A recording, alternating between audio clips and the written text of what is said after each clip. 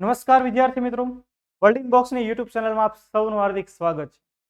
મારે આ સેશનની અંદર ખાસ તમને એક ભરતી વિશે માહિતી આપવી છે અને તે ભરતી એટલે MTS મલ્ટીટાસ્કિંગ સ્ટાફ. આપણે ગુજરાત સરકારની તો તૈયારી કરતા જ હોઈએ છીએ, એવી રીતે કેન્દ્ર સરકાર પણ એમના કર્મચારીઓની ભરતી અલગ અલગ રીતે કરતું હોય છે અને એ માટેનું બોર્ડ એટલે સ્ટાફ સિલેક્શન કમિશન SSC. તો SSC દ્વારા તાજેતરમાં જો 10 પાસ ઉપર 11,000 થી પણ વધુની ભરતીની જાહેરાત કરવામાં આવેલી છે, જેને SSC MTS એક્ઝામ તરીકે ઓળખવામાં આવે છે અને જે અંતર્ગત ઘણી બધી અલગ અલગ પોસ્ટ છે.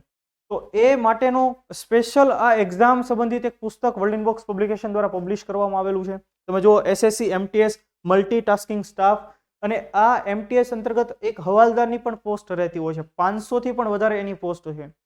તો પ્રોપર આ એક્ઝામને ધ્યાનમાં રાખીને આ પુસ્તક તૈયાર કરાયેલું છે. તો તમારામાંથી જે પણ લોકો આ પરીક્ષાની તૈયારી કરવા માંગતા હોય, તો પહેલી વસ્તુ 11,000 થી વધારે ભરતીઓ, બીજું માત્ર 10 પાસ, અને સૌથી સારી બાબત કે કેન્દ્ર સરકારની ભરતી છે. તો એમના માટેનું આ ખાસ પુસ્તક બે અલગ અલગ સેશનની અંદર એની એક્ઝામ રહેતી હોય છે. તમે પુસ્તક જો કે કૌશિક પટેલ સાહેબ દ્વારા લખવામાં આવેલું પુસ્તક, તો એની અંદર session 1 numerical and mathematical ability, in short maths સાથે સંબંધિત જે કન્સેપ્ટ છે એ પૂછવામાં આવશે. ત્યાર પછી સેશન 1 ની અંદર તે રીઝનિંગ પણ છે, રીઝનિંગ એબિલિટી પણ છે. ત્યારબાદ સેશન 2 એમાં છે જનરલ અવેરનેસ અને બીજું ઇંગ્લિશ લેંગ્વેજ એન્ડ કોમ્પ્રિહેન્શન. તો જનરલ અવેરનેસની અંદર કયા કયા સબ્જેક્ટ તો જે આપણે ગુજરાત સરકારની તૈયારી વખતે વાંચ્યા હોય, history, geography, art and culture, general science, environment સંબંધિત થોડીક બાબતો, તો એ બધાય સબ્જેક્ટ પણ આ પરીક્ષાની અંદર પૂછાવાના છે. તો જે લોકો ગુજરાત સરકારની તૈયારી કરતા હોય ને એમનું મેથ્સ રીઝનિંગ થોડું વધુ સારું હોય, તો એમના માટે આ ભરતી ખૂબ ઇમ્પોર્ટન્ટ, આપણા માટે સૌથી મોટી તક ગણી શકાય. 10 પાસ, 11,000 થી વધુની ભરતી, અને સાથે કેન્દ્ર સરકારમાં સ્ટાફ સિલેક્શન કમિશનની આ ભરતી મલ્ટીટાસ્કિંગ સ્ટાફની. તો આ પુસ્તક વર્લ્ડિંગ બોક્સ પબ્લિકેશન દ્વારા પબ્લિશ થઈ ચૂકેલું છે. તમને નજીકના કોઈ પણ સ્ટોર પરથી એ મળી જશે. અને જો તમને એમ થાય કે તમારે ઓનલાઈન એને પરચેસ કરવું છે, તો વર્લ્ડિંગ બોક્સની વેબસાઇટ પરથી પણ તમને મળવાપાત્ર થશે. તો આપણે MTS ભરતીની વાત કરીએ છીએ, તો થોડીક ડિટેલ આપણે એના સિલેબસ કઈ રીતે હશે એના વિશે પણ જોઈ લઈએ, કઈ રીતે એક્ઝામ પેટર્ન હશે એ પણ જોઈ લઈએ. તો જો બે સેશનમાં એક્ઝામ લેવાશે.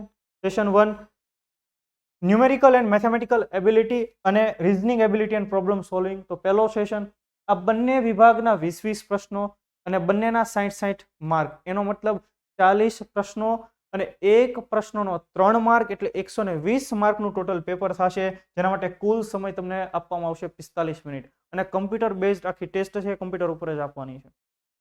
પછી જો સેશન 2, તો એમાં જનરલ અવેરનેસ, તો આપણે હિસ્ટ્રી, જિયોગ્રાફી, આર્ટ એન્ડ કલ્ચરની, એન્વાયરમેન્ટની જે વાત થઈ એ બધા સબ્જેક્ટ.